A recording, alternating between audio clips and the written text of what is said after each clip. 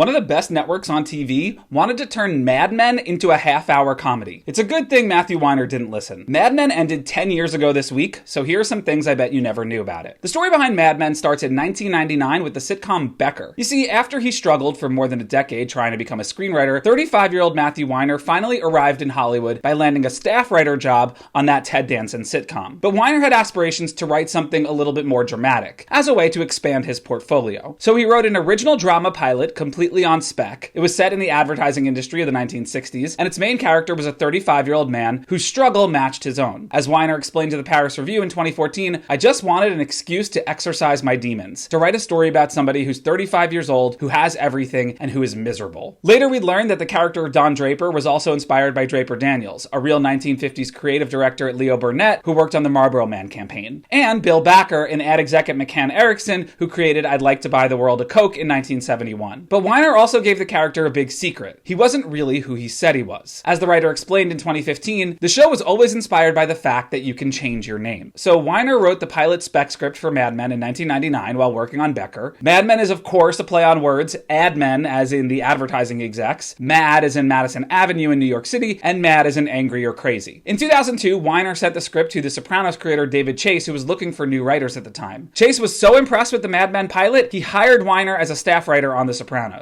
Weiner says he learned a lot while working on The Sopranos that ultimately changed Mad Men. Quote, Mad Men would have been some sort of crisp, soapy version of The West Wing if not for The Sopranos. All the things that people thought were going to happen would have happened. He says writing under David Chase taught him to take the risk of doing the extreme thing, the embarrassing thing, the thing that's in your subconscious. Weiner then spent years trying to sell Mad Men to a network. Naturally, the first place he offered it to was his then employer, HBO. HBO was interested, but it only wanted to do it if David Chase would executive produce. Chase was nearing the end of The Sopranos at the time, and he didn't want to keep making television, so he declined. HBO then passed on Mad Men, and years later, Richard Plepler, who ran HBO at that time, said it was his biggest regret from his time running the network. Weiner then pitched it to Showtime, but they passed as well. FX was kind of interested, but it wanted to turn the show into a half-hour comedy. Fast forward to 2006, the AMC network, which was mostly known for playing old movies at that time, decided it wanted to create some original programming to attract new viewers. One of Weiner's reps heard this, and so Matthew Weiner sent them the script. AMC said yes, and as its president later explained, we took a bet that quality would win out over formulaic mass appeal. The only problem was Weiner was still a staff writer on The Sopranos at the time, and so he delayed shooting the Mad Men pilot to help write The Sopranos' final season. Plus, he didn't want his show to have to compete with The Sopranos. Then it came time to cast Mad Men. It took a long time to find Don Draper, but Weiner narrowed it down to John Hamm and Peter Herman. He was leaning towards John Hamm, but AMC's execs weren't sure about him because John Hamm wasn't super famous at that time. John Hamm then had to audition 7 or 8 times to prove to the network that he could do it. He finally got the job after flying to New York and having a drink with the AMC president. Matthew Weiner then gave John Hamm Don Draper's entire backstory before they started filming. Elizabeth Moss was the first person to read for Peggy, and the casting directors knew, despite all the auditions to come, she was the one. Christina Hendricks was originally going to audition for Peggy, but she didn't think she was right for it, so she asked if she could read for Joan instead, and the casting directors agreed. She was then offered a bigger part in a different show, but she picked Mad Men because it was that good. January Jones also went out for Peggy at first because her agents didn't think Betty was a big enough role. Weiner assured her it would be bigger in future episodes and even wrote her some extra audition scenes. After that, Jones agreed to read for Betty and got the part. A similar thing happened to John Slattery. They convinced him to audition with the role of Don Draper, but then when he came in, they offered him the smaller role of Roger, promising that it would be bigger later on. Vincent Kartheiser screwed up his first audition for Pete Campbell by coming in disheveled and still reading his lines off the page. Matthew Weiner was really put off by this, but the casting director offered Kartheiser another chance and he nailed it. They cast Alison Brie as Pete's wife, Trudy, on the hope that Community wouldn't get picked up. It did, and then the actress had to pull double duty, sometimes shooting both shows on the same day. Weiner, the writers, and the show's designers did a ton of research into the 1960s to make the series as historically accurate as possible. The showrunner also committed early on to depict people smoking in the show. As he revealed in a behind-the-scenes documentary, doing this show without smoking would have been a joke. It would have been sanitary and it would have been phony. The actors smoked herbal cigarettes throughout the show's run. AMC set the pilot's budget at $3 million.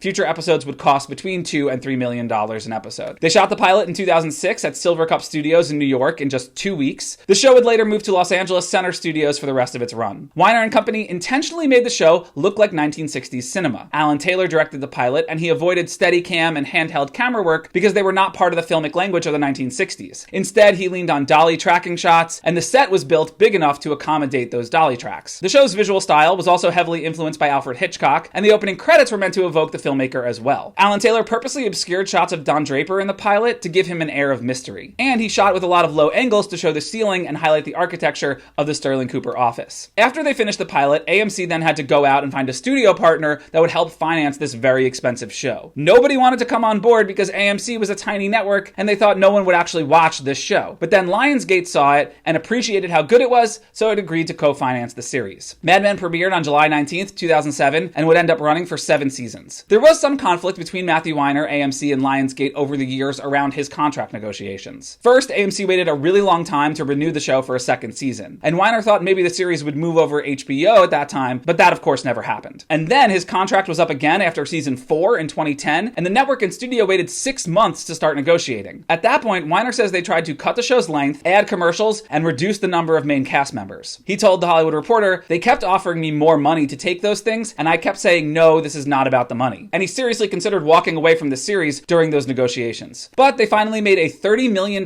deal that allowed him to end the show on his terms. Mad Men then didn't return for season 5 until 2012, and Weiner says being off the air that long was bad for us. I felt that the show was damaged. Its prestige was damaged. Mad Men was never a ratings juggernaut. Season 1 had an average of 900,000 viewers an episode, and the show peaked with 2.6 million viewers an episode on average in season 5. But what it lacked in ratings, it made up for in reviews and awards. Season 1 has 85% on Rotten Tomatoes, but every season after that has a 95% or above. The show won 79 major awards across its run, including 4 Best Drama Emmys, becoming the first basic cable show to ever win the award. Jon Hamm was nominated for Best Actor Emmy 8 times, finally winning in 2015. Mad Men has been named one of the best shows in TV history by numerous outlets, and it was extremely influential in the culture. Many critics credit the show with starting a new wave of prestige television. The other networks tried desperately to imitate it, launching shows like Trust Me, The Playboy Club, and Pan Am. It caused a 60s revival in men's fashion and interior design. The name Betty shot up the list of popular baby names. Broadway saw a glut of mid-century set musicals, including Promises, Promises, Catch Me If You Can, and a revival of How to Succeed, which is pretty fitting considering Mad Men actor Robert Morse starred in the 1967 How to Succeed movie. Christina Hendricks herself changed beauty standards, as her character reportedly led to a 10% increase in breast augmentations in the UK in 2010. Mad Men aired its series finale on May 17th, 2015. But Weiner told The Hollywood Reporter it wasn't easy. Quote, "We were fighting over money for the finale. I made them $1 billion. AMC went public, $1 billion, but he says they then wanted to shoot at a cheaper location rather than the Anderson Canyon in Big Sur." Fun fact, Jon Hamm met his future wife, Anna Osceola, while working on the finale. She played the receptionist at the retreat. Years later, the two of them would get married at the very same spot where they shot the final episode. Mad Men's finale got mostly positive reviews from critics, and Matthew Weiner explained that he had hoped the ending, specifically Don creating Buy the World a Coke, would be an uplifting and optimistic one, showing off the progress of the 1960s. AMC batted around some ideas for a Mad Men spin-off, including a modern-day show featuring Sally Draper as an adult, a potential spin-off for Peggy, and another series about an unnamed minor character going to LA. But Matthew Weiner shot all of their ideas down. After Mad Men, Weiner went on to create the anthology series The Romanoffs at Amazon in 2018, but he hasn't released anything since.